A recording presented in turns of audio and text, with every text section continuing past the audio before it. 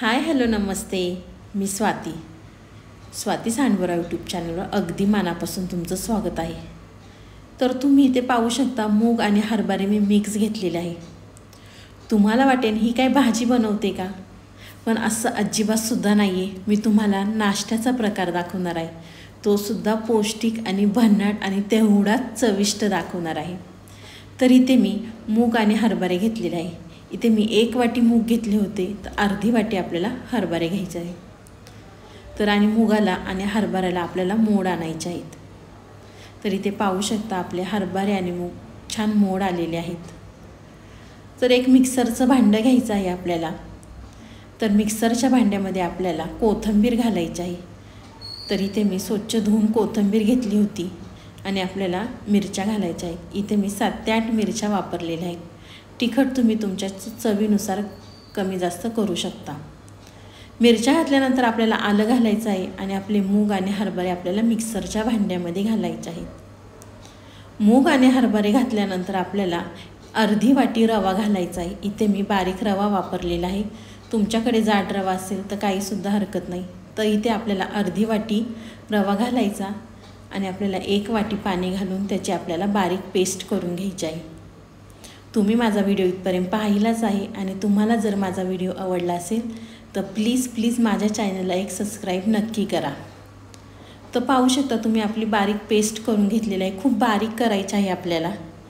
तर इथे मी मूग आणि हरभरे एकदम बारीक पेस्ट करून घेतलेले आहे.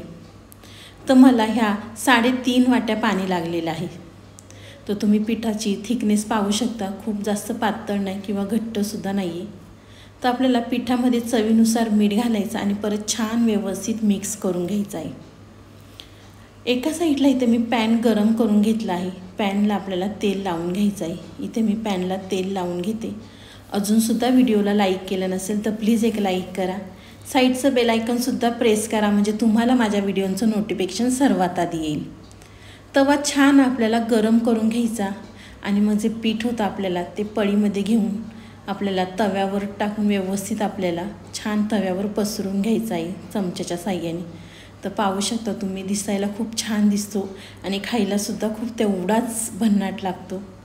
तर आपल्याला बारीक गॅस करून 5 मिनटं छान झाकण ठेवायचं आहे आणि खालच्या बाजून छान असा क्रिस्पी करून घ्यायचा आहे. तर तुम्हाला दाखवतेच मी. अगदी झटपट होते आणि तेवढीसुद्धा ही पौष्टिक रेसिपी आहे. नेहमीच आपण भाजी खाऊन कंटाळतो, मग ह्या पद्धतीने तुम्ही नक्की करा. नाश्त्याला अगदी झटपट होऊन जाते. तर एका साईडने छान क्रिस्पी भाजल्यानंतर आपल्याला दुसऱ्या साईडने सुद्धा छान असा क्रिस्पी भाजून घ्यायचा आहे. दोन्ही साईडने सुद्धा छान असा क्रिस्पी झालेला आहे. तर एका डिशमध्ये मी काढून घेते आणि अशाच पद्धतीने आपल्याला दुसरासुद्धा करून घ्यायचा आहे.